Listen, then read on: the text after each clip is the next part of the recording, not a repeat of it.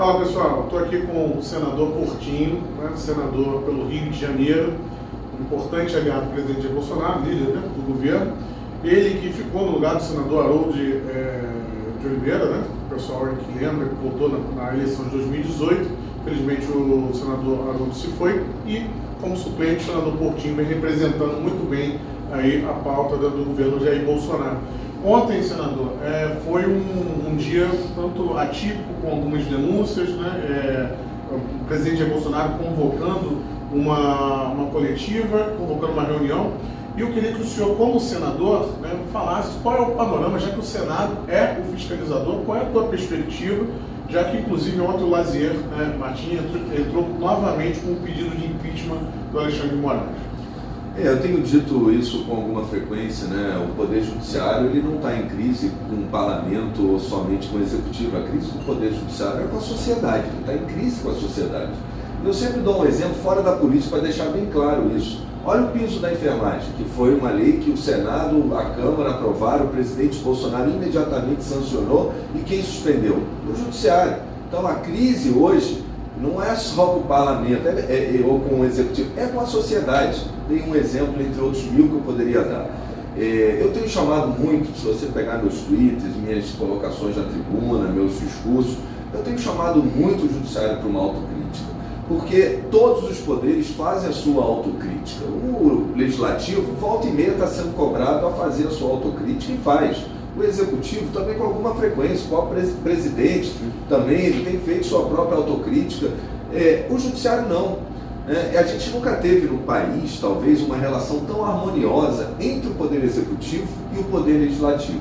O que está destoando da harmonia que deve haver entre os três poderes é o Poder Judiciário.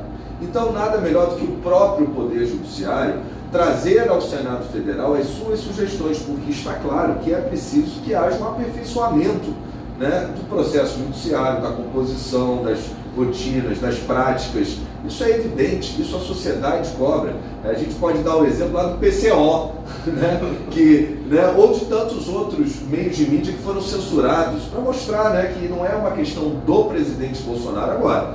Nessas eleições, até pela polarização, segundo turno, dois candidatos bem antagônicos, né, um passado aí que é uma máquina de corrupção do PT, não sei por que razão o sistema quer que volte, isso está claro, né, que é a extrema imprensa, é parte do Poder Judiciário, e do outro lado o presidente Bolsonaro, que trouxe de volta nossos valores, trouxe a nossa economia descolada do mundo nesse pós-pandemia, né? Então o Poder Judiciário ele precisa fazer essa autocrítica. Agora, para que haja diálogo e harmonia dos poderes, a gente tem que sentar na mesa, todos têm que querer sentar na mesa. Existem já diversos convites para diversos ministros, né, para tratar de temas do interesse, temas legislativos. Houve já um convite para Alexandre de Moraes mesmo e ele não compareceu, né, no Senado. Outro exemplo agora, a gente vai discutir certamente depois das eleições as pesquisas, estabelecer alguns parâmetros que são necessários até para o próprio mercado de pesquisa, né?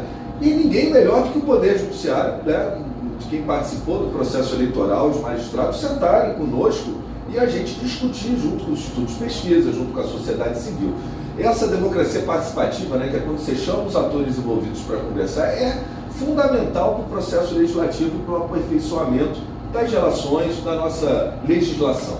Então, o Senado ele tem feito vários gestos, existem várias maneiras da gente chamar o Judiciário. Começa com convite, né? Não pode haver a resistência, porque existem outras formas do Poder Judiciário ser chamado. O convite eles já ignoraram completamente, então vocês vão ter que partir provavelmente para uma convocação. Talvez agora nesse momento, pelo acirramento e pelo envolvimento natural, emocional que há, talvez isso possa justificar um pouco o afastamento do Poder Judiciário. Mas passada a eleição, a gente não tem que ver isso como um ato de revanche, agora vamos à forra, não é isso. É que se a gente quer a harmonia dos poderes, a gente tem que sentar na mesa. E o Judiciário tem que entender isso. O Senado vai continuar fazendo gestos e vai naturalmente usando de outros instrumentos para que os gestos sejam mais contundentes. Esse ato do Lazier Martins ontem, né, fazendo mais um pedido de impeachment, que o Pacheco já disse que não vai pautar, pelo menos nessa legislatura, não há perspectiva. Eu soube como um gesto simbólico e dá sem satisfação. É um gesto simbólico, eu participei essa semana, inclusive eu ia ficar no Rio, fui para Brasília, porque eu senti que o clima a chapa estava esquentando, e fui para a tribuna, me manifestei sobre esses abusos, né? A gente não pode entender a censura em nenhuma hipótese. Essa história de fake news, gente, não foi o Alexandre de Moraes que inventou a fake news e resolveu agora tutelar todo mundo por conta disso. A fake news é histórica, só que tinha outro nome, era mentira, né? Parece que a gente desinforma, parece que a gente inventou agora isso, né? Isso é um acontecimento do mundo recente, sempre aconteceu. Pega lá os governos autoritários todos de esquerda, eles foram eleitos ou tomaram poder através de mentira. O próprio Hitler nazista, a Alemanha nazista, através de mentiras. Então a fake news não é uma coisa de agora e é difícil a gente, eu imagino, querer tutelar e não pode, porque existem tantos instrumentos hoje para o cidadão poder checar a veracidade. A própria mídia tem um papel sobre isso, você tem instrumentos de checagem, você tem hoje a internet que te permite pesquisar, né, e saber se aquilo é verdade ou mentira. Não pode o Estado querer tutelar o que é verdade. E o que preocupa muito, e isso foi objeto de vários discursos essa semana no Senado e alguns movimentos que eu vou falar, o que preocupa muito é quando há concentração de poder em qualquer circunstância, mas principalmente agora nas eleições, em uma pessoa do Judiciário, no processo eleitoral, uma pessoa do Tribunal Superior Eleitoral. Por quê? Porque o Tribunal Superior Eleitoral é um colegiado.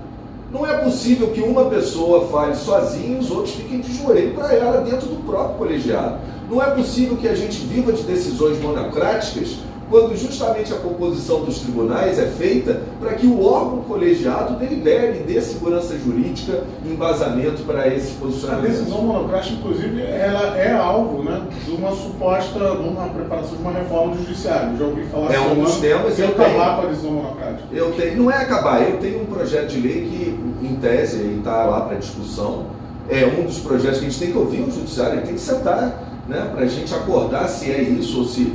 O meu projeto de lei, é uma proposta de emenda constitucional, é que essas decisões monocráticas elas tenham validade até a próxima sessão do tribunal, ou até 2 sessões do tribunal. Porque a gente teve casos de decisões monocráticas que perduraram por anos, 5 anos, 6 anos, né? E elas têm um impacto, é a decisão de um único magistrado num colegiado, já está errado. É lógico que você tem a urgência para uma decisão de tutela, uma decisão imediata, essa decisão não perdure, né? Que ela seja logo levada ao colegiado, porque é isso que dá segurança jurídica, né? Não é a decisão da cabeça de uma pessoa, mas de todo o colegiado.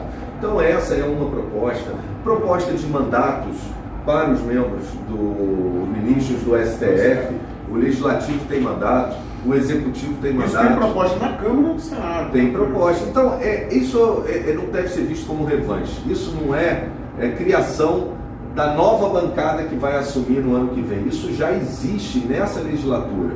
Não avançou, mas agora, diante desse acirramento, dessa crise entre o Poder Judiciário, como eu digo, a sociedade, é papel do Legislativo chamar novamente o Poder Judiciário para conversar sobre essas propostas, né? Estabelecer um mandato, talvez. Quanto tempo? A gente precisa ouvir. Um senador são 8 anos, um deputado são 4. Quanto tempo seria um mandato do membro do Judiciário? 15, 16, o dobro do senador? A gente precisa ouvir, né? É lógico que não vai ter efeito retroativo, seria para os próximos que entrassem. Então, é importante. Como é que é feita a eleição? Deve ser feita a indicação pelo presidente ou deve deixar que o próprio órgão do Poder Judiciário, né, a corporação, eleja os seus representantes no STF para que a partir dessa eleição, ainda que indireta, eles tenham mandato, né? Ou será que a gente vai adotar um modelo americano de eleição para o membro, né, popular, né? Os Estados Unidos é assim, é lógico que isso é uma ideia diferente, mas eu quero só colocar na mesa que tem muitas questões de aperfeiçoamento que a sociedade cobra hoje do Legislativo e o Legislativo precisa entabular essa conversa com o Judiciário. Mas parece que o Judiciário realmente ele não tem o menor interesse, porque ontem, né, quando a gente vê a campanha do presidente entregando as provas dentro do prazo, tudo aquilo sendo colocado de maneira muito explícita e o poder, no caso é o TSE, revertendo isso e investigando o denunciante, parece que realmente é um tapa na cara da sociedade. Os gestos, né, do Tribunal Superior Eleitoral têm sido muito mal conduzidos, porque o processo eleitoral ele deve estar indemne de dúvida, né? Ele deve garantir a isonomia entre os participantes. E a gente viu no caso dos entre aspas, crimes de opinião dos empresários, que imediatamente o TSE tomou uma atitude, abriu um inquérito, chamou para depor. Com base em uma matéria de jornal. Do Metrópolis, né? Só. E essa, realmente, com base em um estudo, né, em auditoria de empresas sérias, né, que comprovam a questão das inserções, ele é imediatamente arquivado. E pior do que isso, além desse gesto ser muito ruim para o processo eleitoral, para a sociedade, né, ainda teve um episódio da exoneração de um servidor, que o que a gente queria é que o TSE fosse para a TV publicamente e dissesse o que aconteceu. Cada hora é uma versão. Interessante que a demissão do servidor, né, a exoneração, ela teve 3 versões no mesmo dia. Começou como uma alteração administrativa, depois virou assédio moral e depois virou atuação política. Então, no mesmo dia, no dia 26, houve 3 versões. Então você vê que esses gestos do judiciário estão incomodando a sociedade. Ela não pode ter dúvidas sobre a atuação do judiciário. Nem o judiciário, o TSE, pode deixar em dúvida o processo eleitoral. É muito ruim para a nossa democracia. Eu acredito que o que restou hoje da nossa democracia é o voto, né? A liberdade de expressão já está aí posta em xeque, né? A harmonia dos poderes está posta em xeque.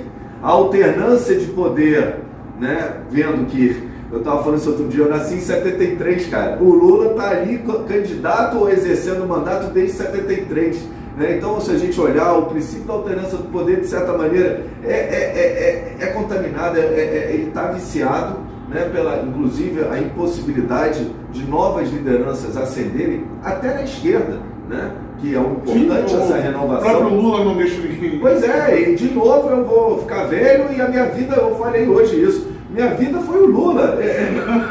Isso não é um casamento, isso é um sequestro, porra, da minha vida. Então, assim, é importante, sem dúvida nenhuma, que a gente vá votar. Eu acredito, sim, que a gente vai vencer as eleições. Eu queria perguntar só para poder fechar. Está indo agora para o último comício do presidente Jair Bolsonaro, aqui no Rio de Janeiro, um ato importante, em regiões importantes, fechando lá em Campo Grande. Houve uma reunião ontem, inclusive, com Forças Armadas, o ministro de Relações Exteriores, e eu já tenho informações de que os próprios militares viram que o TSE, pelo menos é o que eu recebi informação, que eles adotaram lá. Porém, o presidente deve agora focar até domingo em vencer no voto, em vencer nas urnas. O senhor está confiante nessa vitória e no processo? Eu estou confiante, até porque acho que, de certo modo, todas essas atitudes que desagradam a sociedade, que está meio perdida nesse processo eleitoral, né? Pelos gestos mal dados, mal feitos pelo Tribunal Superior Eleitoral, a própria sociedade, o próprio eleitor já começa a achar que há uma covardia, né? Por que há uma covardia? Como você disse, parece que tem um lado. Vou dizer parece, não vou afirmar, mas vamos dizer parece. Só já é o suficiente para o eleitor pensar. O sistema é fogo. Ele arrumou uma maneira de voltar para a cena do crime, né? Mas é todo o sistema. Se você olhar o que envolve, não é só o Lula, é todo o sistema, todo o entorno dele, né? Todos aqueles que lá atrás absolveram eles, que foram os mesmos hoje ministros, né? Que estão lá conduzindo o processo eleitoral. Indicados por ele. Então, mas a gente já venceu o sistema uma vez, e a gente vai vencer novamente, e vai vencer pelo último alicerce da democracia que nos restou, que é o voto. As pessoas estão vendo a covardia que está sendo feito. Geralmente, quando você assiste um jogo de futebol e não é o seu time, você começa a ver aquele que está sendo prejudicado pelo árbitro, você passa a torcer por aquele time, porque você vai, não, agora é esse aí, cara, está sendo ruim, é muita covardia, ele vai vencer. E eu acho que é esse sentimento que está aflorando, e até o dia 30, mobilizem, votem, virem voto, mostrem essa covardia, porque a gente vai ganhar no voto, e com a nova legislatura, com os novos parlamentares, o Congresso foi feito à feição, o novo Congresso foi feito à feição do presidente Bolsonaro. A gente tem tudo para dar certo. Até pelo seguinte que eu tenho dito, inclusive como argumento para os indecisos, para aqueles que vão votar nulo. Essa situação do novo Congresso feito para o presidente Jair Bolsonaro significa que qualquer resultado diferente, no próximo ano, seja outro presidente, a gente tem sérios riscos de implicar numa crise seríssima de governabilidade. Porque o único alento que eu tenho é controle de mídia com a bancada que a gente tem não vai passar.